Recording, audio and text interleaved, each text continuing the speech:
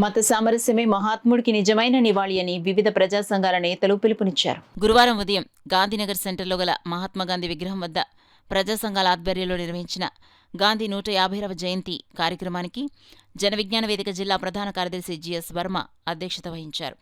ముందుగా సిఐటియు జిల్లా అధ్యక్షులు దువా శేషబాబ్జీ, జనవిజ్ఞాన వేదిక జిల్లా అధ్యక్షులు కెఎంఎంఆర్ ప్రసాదులు గాంధీ విగ్రహానికి పూలమాలలు వేసి జోహార్లర్పించారు. ఈ సందర్భంగా వారు మాట్లాడుతూ మహాత్మాగాంధీ అసాధారణ మేధావని, లండన్ బారిస్టర్ చదివి కూడా దేశం కోసం జీవితాన్ని అంకితం చేశారన్నారు. భారత స్వాతంత్ర్య పోరాటంలో అశేష ప్రజానికాన్ని కదిలించారని కొనియాడారు.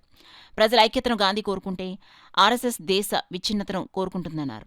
మహాత్మాగాంధీకి నిజమైన నివాళి అంటే దేశంలో మత సామరస్యాన్ని కాపాడుకోవాలని, ప్రతి భారతీయుడు తన వంతు పాత్ర పోషించాలన్నారు. కెఎంఎంఆర్ ప్రసాద్ మాట్లాడుతూ మహాత్మాగాంధీ స్ఫూర్తితో మధ్యరహిత సమాజాన్ని నిర్మించుకోవాలని పిలుపునిచ్చారు.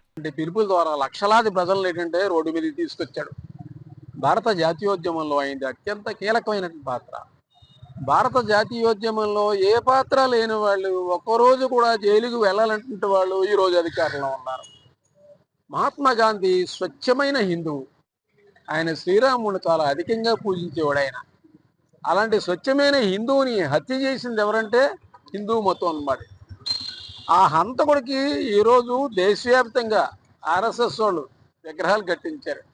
ఇంటర్నేషనల్ ఎయిర్పోర్ట్కి ఆయన పేరు పెట్టారు. పార్లమెంటు సెంట్రల్ హాల్లో ఆయన ఫోటో పెట్టారు. హంతకుడికి ఫోటోలు పెట్టినప్పుడు మరి మహాత్మా గాంధీకి వాళ్ళేం విలువిచ్చినట్టు? ఈ గాంధీ సిద్ధాంతాలు వాళ్ళకి ముఖ్యమా? గాడ్సే సిద్ధాంతాలు ముఖ్యమా? మహాత్మా గాంధీ సిద్ధాంతం ఏమిటి? అన్ని మతాల వాళ్ళు కలిసిమెలిసి ఉండాలి, దేశం సమైక్యంగా ఉండాలి. గాడ్సే సిద్ధాంతం ఏంటి? ఈ దేశంలో హిందువులు ఒకలే ఉండాలి, ముస్లింలు అనంతరికి పారయ్యారు. అంటే అధికార పార్టీ వాళ్ళు ఏం కోరుతున్నారు? గాడ్సే హంతక సిద్ధాంతాన్న జాతి మొత్తాన్ని ఒక తాటి మీదకి తీసుకొచ్చి నడిపినటువంటి మహాత్మా గాంధీ సిద్ధాంతాన్న, అంటే ఏ సిద్ధాంతాన్ని? దేశాన్ని విచ్ఛిన్నం చేసే సిద్ధాంతమా? అది గాడ్సేది. దేశాన్ని ఐక్యం చేసే సిద్ధాంతమా? అది గాంధీది. అందుకని అధికార పార్టీకి కదలకపోయినా వ్యతిరేకంగా ఉన్న అలాంటి వాళ్ళందరూ కలిపేటంటే మహాత్మా గాంధీ యొక్క ఈరోజు జన్మదినాన్ని జరుపుతున్నాం, జయంతిని జరుపుతున్నాం. మహాత్మా గాంధీ సిద్ధాంతాలని ప్రజల్లోనికి విస్తృతంగా లోతుగా తీసుకెళ్లాల్సిన అవసరం ఉందని చెప్పి కోరుతున్నాను.